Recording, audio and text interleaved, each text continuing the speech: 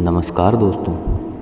कई बार जब लोग जीवन में काम करना शुरू करते हैं तब उन्हें बहुत ज़्यादा दर्द होता है, तकलीफ़ होती है, उन्हें बहुत ज़्यादा मेहनत करना पड़ता है और ये बात उनसे बर्दाश्त नहीं हो पाती है।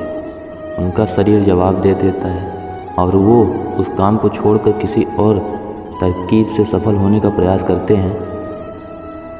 लेकिन याद रखिएगा, इस प्रकार से कोई भी व्यक्ति जीवन में सफल नहीं हो पाता है। याद रखिएगा कि सफलता का मार्ग मेहनत, दर्द और तकलीफ से होकर गुजरेगा और यह आपको सहना ही पड़ेगा।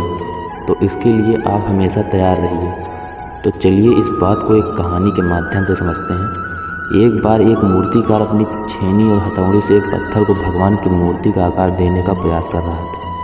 जैसे ही वह छेनी पर अपना हथौड़ा चलाता, वह पत्थर चिल्लाने लगता और कहने लगता कि ये क्या कर रहे हो, मुझे इतना मार क्यों रहे हो, मुझे बहुत दुख हो रहा है, तकलीफ़ हो रही है, पीड़ा हो रही है, मुझे अपने हाल पर छोड़ दो और यहाँ से चले जाओ।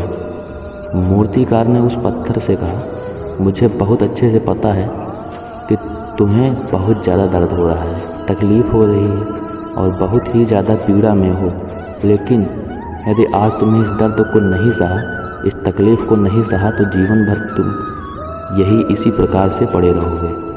मुझे पता है कि तुमने आगे बढ़ने की अपार संभावना है, तुम एक बहुत अच्छे पत्थर हो, लेकिन यदि तुम इसी प्रकार से रहोगे तो कभी भी आगे नहीं बढ़ पाओगे।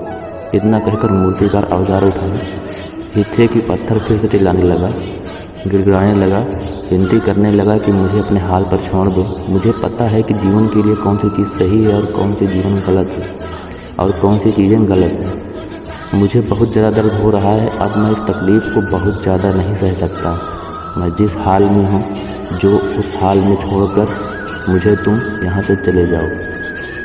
उस मूर्तिकार फिर से उस पत्थर को समझाने की कोशिश की, ज़्यादा अधीर मत बनो और अपने शब्द को बनाए रखो, थोड़ी देर और इस दर्द को सहो। यदि इस दर्द को सह लिया तो मैं भगवान की मूर्ति के रूप में तुम्हारी स्थापना करवाऊँगा और फिर दूर दूर से लोग तुम्हारी पूजा करने आएंगे और पंडित और लोग तुम्हारी सेवा करेंगे। लेकिन पत्थर ने उस मूर्तिकार की एक भी बात नहीं मानी।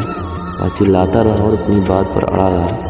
मूर्तिकार ने उस पत्थर को समझाने की बहुत कोशिश की, लेकिन वह पत्थर नहीं माना। अब मूर्तिकार भी थक चुका था और वह उस पत्थर को छोड़कर आगे बढ़ गया और थोड़ी ही दूर जाकर देखा कि एक और बहुत ही अच्छा पत्थर वहाँ पड़ा हुआ है। उसने छीनी हथौड़ी उठाई और उस पत्थर को मूर्ति बनाने के लिए वो तैयार हो गया। मूर्तिकार ने छीनी और हथौड़ी का वार दूसरे पत्थर पर जारी रखा। दूसरे पत्थर को भी दर्द हुआ, तकलीफ उससे भी हुई, लेकिन उस पत्थर ने बर्दाश्त कर लिया और देखते ही देखते थोड़े समय के बाद उस पत्थर ने भगवान की मूर्ति का रूप धारण कर लिया। थोड़ी दिन बाद उस मूर्ति की एक मंदिर में स्थापना हो गई। धीरे धीरे के लोग वहाँ पूजा पाठ करने आने लगे। लोगों की मन्नतें वहाँ से पूरी होने लगी और वह मंदिर बहुत ज़्यादा प्रसिद्ध हो गया। अब धीरे धीरे करके दूर दूर के गांव के लोग वहां पूजा करने आने लगे। फिर एक दिन और उससे पत्थर को उसी मंदिर में लाया गया और उसे कोने में रख दिया गया। अब लोग आते हैं और उस पर नारियल फोड़ते हैं। ये कोई और पत्थर नहीं बल्कि वही पत्थर था जिसने दर्द को नहीं सहा था।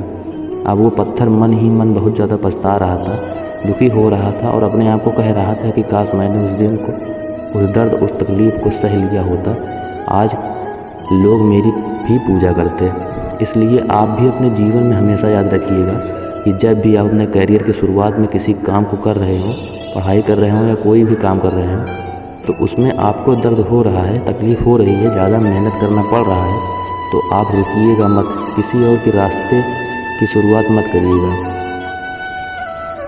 क्योंकि कोई और रास्ता आपको सफलता नहीं दे सकता है। आपको उस दर्द को, उस तकलीफ़ को सहना ही पड़ेगा और उस दर्द को, उस तकलीफ़ को सहकर आप ज़्यादा मजबूत बनेंगे और तभी आप अपने जीवन में आगे बढ़ पाएंगे। और जीवन में हमेशा याद रखिएगा कि आपको पहले पत्थर की तरह नहीं बल्कि दूसरे पत्थर की तरह बनना है। यदि ये कहानी आपको पसंद आई और इससे कोई भी सीख मिली हो तो अपने दोस्तों में और अन्य लोगों के साथ ज़रूर शेयर करिएगा। धन्यवाद।